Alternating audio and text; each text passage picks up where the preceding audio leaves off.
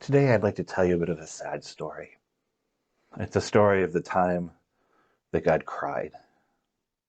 This is long after Adam and Eve and Cain and Abel. Many generations had passed, but God still loved creation and God still loved people with a mighty love. But for generations now, people had been hurting one another. God had watched people getting hurt deeply. And this made God so sad.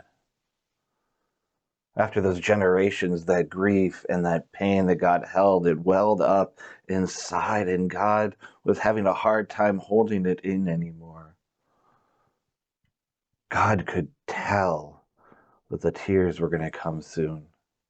And you have to know that when the Almighty cries with almighty tears.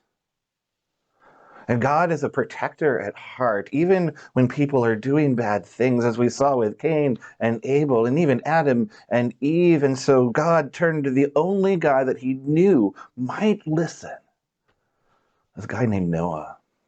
I mean, Noah, he wasn't perfect, but he loved creation, and he still listened to God. And so God told Noah everything.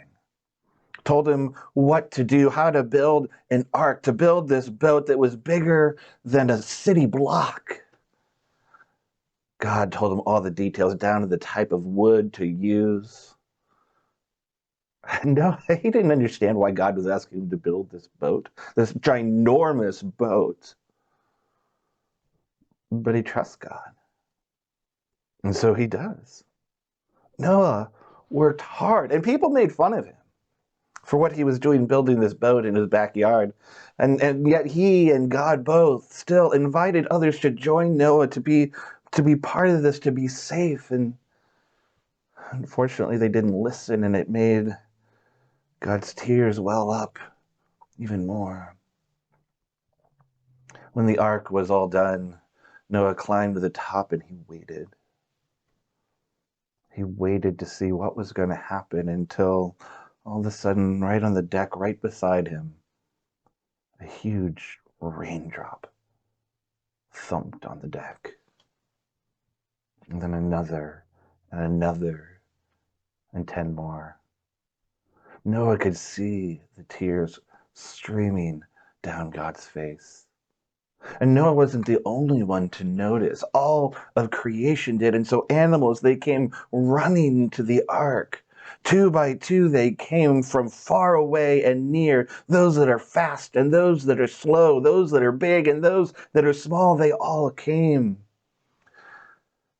And just as that last one, that last snake slithered in, Noah closed the door. God helped to organize all those crazy and loud animals, even as God continued to cry as the sobs grew deeper. God's tears pooled into mighty lakes and rivers and streams.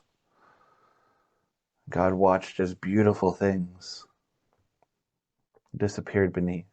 God watched as people who wouldn't listen were trapped beneath and swallowed up, and God cried all the harder to see it. The sky rumbled as God groaned. The sun bowed its head, the wind howled and wailed, the seas tossed and turned. For 40 days and 40 nights, God cried the most almighty cry you could ever imagine. And yet, safe in that ark, Noah took care of the animals, took care of the people there with him, and Noah prayed. And after those 40 days and 40 nights, God remembered something. God remembered that God loves to create, and that God can do it again and again. And in fact, it was probably this ugly snort, but God giggled a little bit, and the sun peeked its head out. Pretty soon, God's tears dried up. The rain disappeared. Noah and everyone in the ark, they still had to wait. Recreation, it takes time. Being transformed and changed and made anew takes time.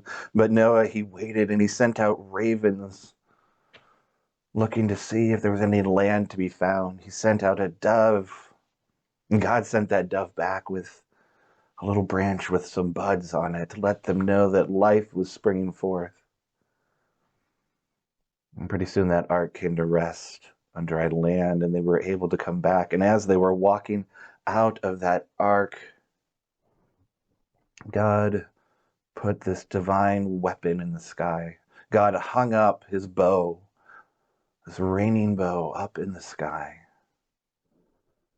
And God promised Noah, God promised all of humanity, God promised all of creation that if ever God felt so much pain, ever again, if ever God was so sad, God would take the pain on God's self. God would take the destruction on himself. One day, even if it would kill him, God would take it on himself. And you and I know that one day God did. But I'll tell you, there was a lot of life that happened in between.